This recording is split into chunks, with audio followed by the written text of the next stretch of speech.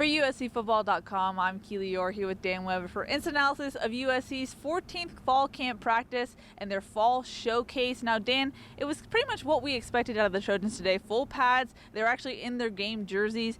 We saw some full tackling and thud from the team. The official word was around 10,000 in attendance today at the Coliseum. But, Dan, let's get your overall thoughts. What did you think of today's practice?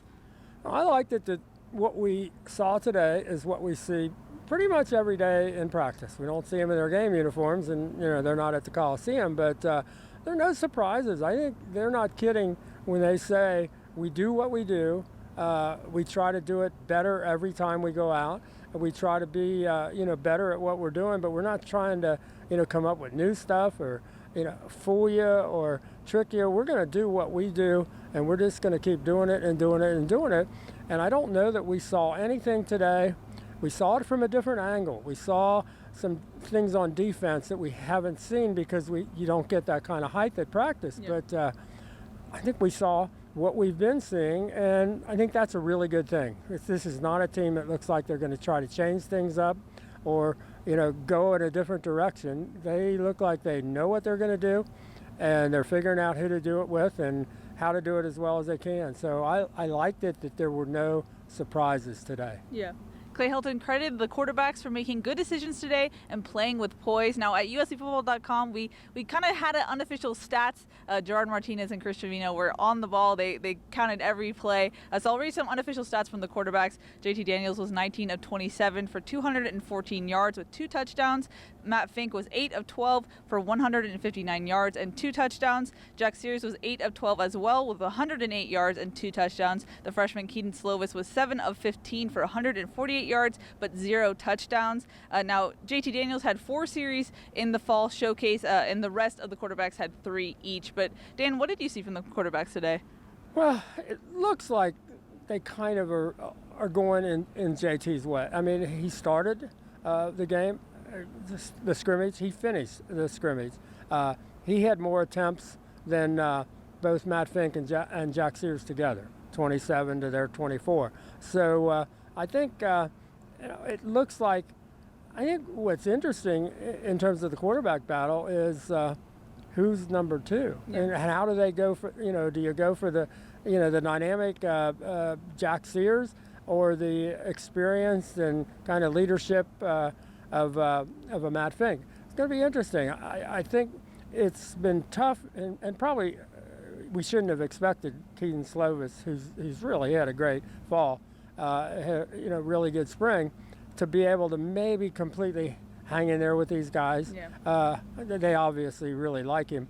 I don't know that there's and Clay said it today, I don't think there's a team in the country that has 4 quarterbacks that they might be able to just put in a game and win that game. Yeah. And that's unusual. And they've really given them a lot of I would say without a doubt there's not a team in the country that's given all 4 quarterbacks that much opportunity to win the job and get reps every day in practice. And they got it today again.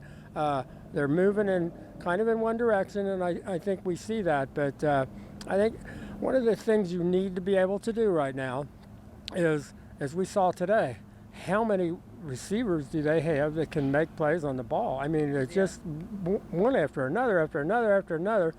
You probably need to figure out, how do I get as many reps with the quarterback who's going to be throwing it to him in games in practice from now on. I just think you probably have to do that. But man, they've got kids that can make plays on the ball. That receiving core, it's pretty special. Yeah, without a doubt. Now, Clay said that the coaches are going to have the day off on Sunday just because they've had 17 straight days together and they need some time off. But Clay said that they'll be back together on Monday. He's going to sit down with offensive coordinator Graham Harrell and evaluate where this team stands, but specifically at the quarterback position. How do you expect this going forward? Do you expect a starter name for mock game week going into next week's practice, or how do you anticipate this to go down? It wouldn't surprise me if they did. I don't know what more is to be learned at this point. I mean, we've seen everything. These guys are who they are. They've all elevated their games. I think they're all, doing really good things. I think it's going to be hard maybe to make that choice between the backup guys whose stats were really, really close. I know there are people who say, well, you need a guy who can run, or you need to. I think in this offense, they kind of know what they think they need, and I think the numbers today kind of pointed in that direction. But I'm not sure that there aren't a lot of games on this schedule that any one of the four you could put them out there in this offense, and it's kind of plug and play, and that's the point of the quarterback-friendly offense is you can put this guy in or this guy, and it can be adjusted a little bit for each individual, his ability. But this was, I think this was the day you kind of got to say, okay, we've done all the competing. Not at every other spot. I think the other spots, you've got 3 offensive linemen at most every position now, or you got a second guy at center, a third guy, at guard, a third guy at tackle, and interchanging positions and all of that. And I think they're going to compete all the way through the season. I think the same thing with the defensive backs. Yeah. They're going to just keep competing. And it looked like today, with what we saw from Brandon Peely and Caleb Tremblay, that there's some competition going on that D line. Not that the other guys, not that Marlon Tuipulotu didn't look really good today, and that the defensive ends with Christian Rector and Drake Jackson and Abdul Malik, Hunter Eccles and Abdul Malik McLean. I mean, they really got off the ball quick. The thing that jumps out at you on that defense is the way they run to the football. I mean, they got guys that will run to the football. I don't know if we, saw maybe one tackle that wasn't really, a takedown boom, and the thing happened. The next guy who was within inches made the takedown. I mean, there were a lot of guys just disappeared when somebody hit them. So this doesn't have the feel on defense of last year's team. And I know people still say, well, what about the UCLA game? I just think this doesn't look like that team at all. Yeah, this like you said, having a different position in practice, being elevated for the first time in fall, you get a different sense about how quick this defensive line is. Like you mentioned, guys like J. Tufele, Christian Rector. But as far as the concern on the defense, Clay was asked about the biggest concern coming out of fall camp, and he mentioned the youth as far as the cornerbacks go. He said there might be some growing pains at the beginning of the season with that grouping, but what did you see from the corners? It looks like Chris Steele got a sizable amount of reps. Yeah, I think his improvement in the last week has been pretty amazing. Yeah. I mean, I think, they went at him, they challenged him, they made him defend a lot of big guys, going against Michael Pittman and Devin Williams, and just one after another.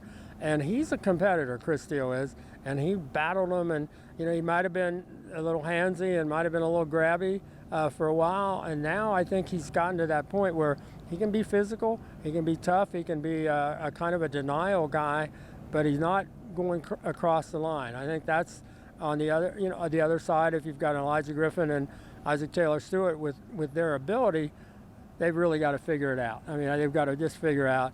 I think that's one of the advantages of having the officials at every practice. But they've got a high ceiling. They may not be there yet, but I think it's going to help that the front seven are playing the way they are. I think they're really running to the ball. I think the linebackers can really drop in coverage and get good coverage. And if you can make teams one-dimensional, where they have to throw the ball, it really helps guys like that. If somebody's going to have to throw it, it really helps if you're a young DB with a lot of talent. I think that really helps. So I think the big key on defense is if they can make people enough, not able to run it and have to play one-dimensional and have to throw it, that really kind of evens things out for those young defensive backs. Mm-hmm.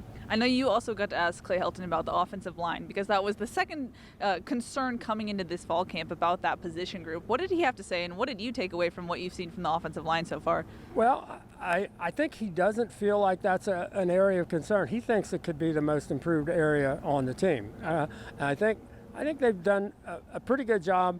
I don't know that a lot of those pressures from the outside were against the first offensive line. They still, against this defense, they're not having a great deal of success running the ball. Clay said we're going to look at the film and probably realize there were some opportunities that maybe we just didn't hit in there. But I don't know that anybody's going to look real good running the ball against this defense playing the way this defense is playing. I know a lot of people say, yeah, we saw the UCLA game. And so they're going to have to prove themselves. But I think they're proving themselves against this offense and this run game. So you might not come out of fall camp thinking knowing what kind of run game you got. Yeah. I think you know that Marquise Stepp is pretty good when they really get down to crunch time and really get down to the short yardage at the goal line and that. I think he will move the pile, and I think they feel really, really good about that. Stephen Carr got a couple of chances, and then somebody, he'd make a cutback, or it looked like maybe there was something there, and boom, he'd get pulled down. Yeah. I mean, they ran with him, and I don't know that that's on Stephen Carr. I think some of that is just this defense able to run with you. They've got guys that can fly around out there, and it won't look the same as you remember from last year, I don't think. Interesting. Well, that's something we'll have to watch for sure develop. But the fall showcase was essentially this end of fall camp. Like I mentioned, next week is going to be mock game week and then going into game week for Fresno State. But Dan, to summarize fall camp, what was your takeaways? What concerned you? What was the standouts of what you saw? Well, I think the standout was just that they did what they say they were going to do. They said, this is who we are. This is how we're going to win football games, and they stuck to it. And basically every day said, how do we get better doing what we do? You didn't get any sense that, maybe we shouldn't do that, or maybe we should do something else, or maybe we should, even a little bit of that. So I think they're going in the right direction. I think the whole theme is, what do we do today to get better today? And how do we get where we want to go? And they're focusing and featuring on their strengths. I mean, they're not wide receivers. All their receivers, the number of guys who made great plays on the football. And that's what Clay said. Their quarterbacks threw the ball to give, even on some of the short throws, where the receiver came back and made a play on the ball. Clay said you're not getting a lot of overthrows. They're giving those guys a chance to come back and catch the ball, and they absolutely did that today. So I think they're playing to their strengths, and I think they've got a chance. I don't think we should. Anybody. I know there are people who write them off, and there were media people who said 6-6. That's the best this team's going to do. I don't see that. I'd be shocked if that were the case. But that's why they play the games. We'll find out. But I do think they've done the right things in fall camp. And this wasn't a bad day for them, because it said, what we do, this is what we do. We are the way we practice, and we practice the way we play.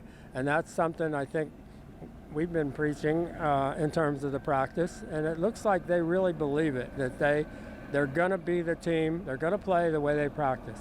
And today they played the way they practice. And what we've seen in practice is what we saw today. Yeah. Now, speaking of seeing in practice, next week is mock game week, as I've said, but that means different media rules for us. We will only be able to see the first 20 minutes of practice and then come back for interviews afterwards. So we won't be able to see practice in its entirety for the rest of the season. We're still going to have instant analysis and Dan's ghost notes. But Dan, what are you expecting going forward, and especially for next week? Well, I think the good news there is their consistency, that they are, as we just said, they are doing what they do, and they're practicing. So I think we've got a really good base to judge where they're going. I don't see them changing much at all. I mean, I think we can measure everything in the way we talk to the players and the coaches against the first 2 weeks and what we've seen in the first 2 weeks. I think their set is to how they're going to go about this. And had this been a team that tried a lot of different things and said, that's not working, maybe we got to try this, and then you think, well, next week they're going to try something else. I mean, that's what they did last year. Yeah. Last year was, that's not working. We're playing these guys. Maybe we ought to do this. Last year would have been, we were at practice. We saw what they were doing. It probably wasn't going to work. We probably knew that. They probably knew that. we were able to tell you what they were doing, not that it really helped anything any way. I think this year at least we kind of have a sense of who they are, what they want to do, how they want to do it, and it'll be a matter of talking to them about how are they getting better at doing what they do. Yeah. So I think we've got a better chance of doing it based on how they've chosen to play and coach them this year. Mm-hmm. Now the next practice we'll be able to see is on Tuesday. But Dan, any final thoughts before we wrap it up? No, I'm happy that they didn't try to look any different from what they've done. That they totally seem to believe in we are who we are how we practice, and we're going to play how we practice. And I so believe in that. And we didn't see that last year. So the fact that we're seeing it this year, I think that's my final thought is this is who this team is, and they're just going to try to get better doing what they do. They might have enough talent. And they've got one way of measuring the talent, they've got the number 6 roster in the country. I mean, that's the best roster in the Pac-12, better than anybody they play. Notre Dame's number 11, Washington number 10. They still have, and they've got a freshman class that maybe wasn't all that high, highly regarded compared to other USC freshman classes, and obviously did very well with the return of Chris Steele and Brew McCoy. Yeah. So now, okay, they're way better. But when you look at, they've got 7 or 8 guys who are true freshmen who might be on the field. Yeah. That hasn't happened in a long time. So they probably got a freshman class that's better than maybe they were ranked. And I know Clay said, I don't pay attention to the stars and all that. But for the people who do pay attention to the stars, if you're going into the season with the number 6 roster in the country, and your freshmen are clearly better than what a lot of people expected, I don't think it's wrong to expect this team, you got to agree with Lynn Swan, expect them to win the Pac-12. I mean, that's got to be, it's USC. You look at the players and you say, we don't care what happened last year and how many people picked, I saw like the guys from The Athletic. Bruce Feldman was here. I think mostly they're picking USC to be 3rd in the Pac-12 South. Not sure we agree with that, but I could understand how people might say that's justified. Yeah. I'm sure it is. Yep. Alrighty, that's going to wrap it up from USC's Fall Showcase. For Dan Weber, I'm Keely Eure. For more, check out uscfootball.com.